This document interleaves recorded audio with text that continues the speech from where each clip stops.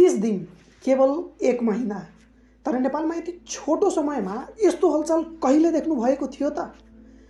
कोही भन्छन् यो परिवर्तनको सुरुवात हो, त कोही भन्छन् यो एउटा रियालिटी शो मात्रै हो। तर सत्य के हो त?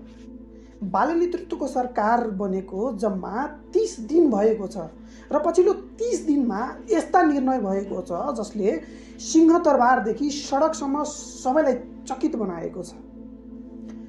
आउनुहोस् आज यो भिडियोमा हामी कुरा गरौँ पछिल्लो 30 दिनमा वास्तवमा बालन सरकारको नेतृत्वमा के काम भयो र किन पुरा देशको नजर अहिलेको सरकारमाथि छ, अर्थात् बालन सरकार किन गभर्नमेन्ट अफ एक्सपेक्टेसन भनिरहेछ र सबै जनताको नजरमा राम्रो सरकार बन्न गएको छ। बालन सरकारले गरेको पहिलो 2टा कार्य जेन्जी आन्दोलनको जाँचबुझ गर्न बनेको गौरीबहादुर कार्की आयोगको प्रतिवेदन सार्वजनिक गरी तत्कालीन प्रधानमन्त्री केपी शर्मा ओली र तत्कालीन गृहमन्त्री रमेश लेखनलाई पक्राउ गरेका थिए र अर्को सरकारका 100 बुँदे कार्यसूची सार्वजनिक गरिएको थियो। विश्वविद्यालयमा दलीय विद्यार्थी सङ्गठन खारेज र सरकारी निकायमा कर्मचारी ट्रेड युनियन खारेज, अतिक्रमण जग्गा खाली गर्न र सुकुम्बासीलाई प्रोपर व्यवस्थापन गर्ने कार्य समेत गरेका छन्।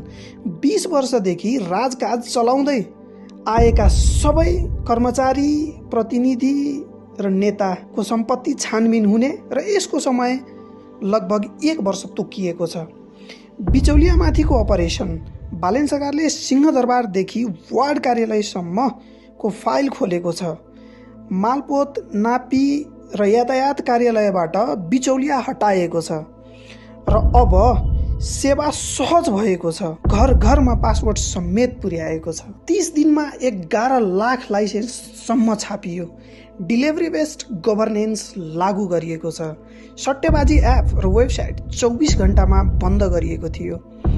भन्सारमा थन्किएको सवारी साधन व्यवस्थापन र तत्कालीन निलामी समेत गरिएको छ। सार्वजनिक पदमा आउनु अघि सम्पूर्ण सम्पत्ति सार्वजनिक गरेर सार्वजनिक पद धारणा गर्ने कार्य समेत गरेको थियो। भन्साड कडाई गर्ने कार्य पनि बालन सरकारले गरेको छ। 30 दिन केवल सुरुवात थियो। छोटो समयमा सरकारले गति, साहस